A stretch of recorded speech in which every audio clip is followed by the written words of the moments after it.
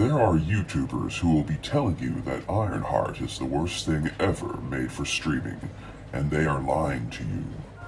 It's their job to tell you things are bad, that the system is out to get you, even if that system is a company that makes roller coasters and children's entertainment.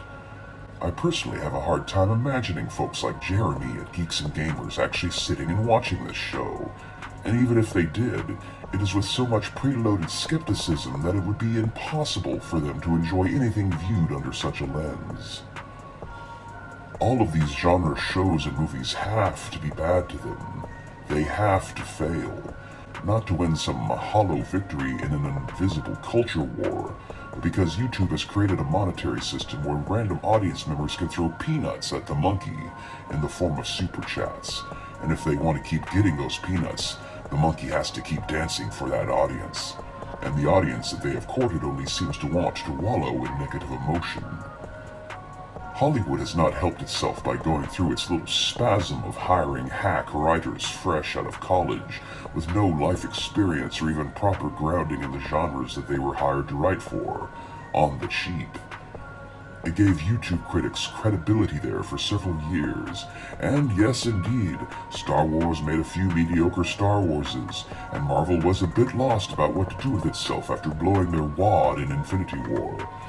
Abrams and Kurtzman are possibly the worst of the lot of them, with how badly they mangled the tone and appeal of Star Trek. All the intentionally mean-spirited feminist subversion ultimately only subverted itself. Entertainment may be an appropriate place for messaging of all sorts, but it is not a good medium to seek revenge for society's ills through. All of this gave people like The Critical Drinker, Nerdrotic, Geeks and Gamers, Ya Boy Zach, and so many others an air of legitimacy to the average moron off the street, who could not articulate why they didn't like the shows and films being offered back then. It became a cottage industry. 10 years of Last Jedi review and analysis from your favorite former high school rejects. Oh, what a time to be alive. But as one goes back and finally watches many of the things that had been declared to be terrible DOA franchise offerings, you may find that many of them aren't actually all that bad. You see, things could be getting better and you'd never know it, because you are getting your opinions and talking points about entertainment products from people with a vested interest in portraying them as bad as possible. No, not just bad, they're out to get you.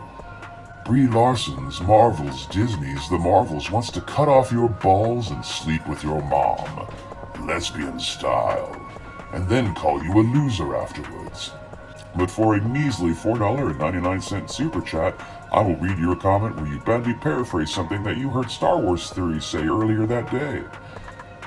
The OGL fiasco opened the door for something similar to occur in the D&D/TTRPG YouTube punditry, but it does not seem to have taken off or had the sustained power to really gel like it has for passive entertainment fandoms. But there are certainly a goodly little number of gaming YouTubers who try to keep the ball of everything bad rolling. Maybe everything is bad, but the problem is, you're stuck with it, whether you like it or not. You can choose to see things in a state of ruin and perceived hostile intent everywhere, if you want. The audience of these channels is as much to blame for the zeitgeist as the YouTubers who serve as its mouthpiece, after all. But perhaps some of you have been tricked into thinking the good is the enemy of perfection.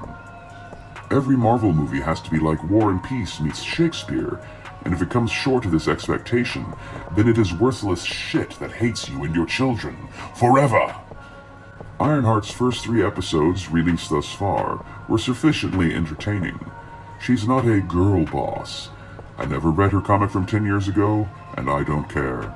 Just another coincidence, I guess, that these principled, non-racist, meritocratic YouTubers have found yet another show, starring a woman and/or black person, that is the worst thing since unsliced bread. She didn't earn it, don't you see? Somewhere out there, a young white lad might see this show and think he won't be able to grow up to be president. My honest review? Ironheart has a very similar vibe and tone to the Netflix Daredevil mini-MCU. You know, the shows like Luke Cage and Jessica Jones. And, well, even Iron Fist, unfortunately. But if you like those shows, you may enjoy this one. So in conclusion, being photogenic on the outside does not compensate for being ugly and stupid on the inside. And until next time, stay waspinated.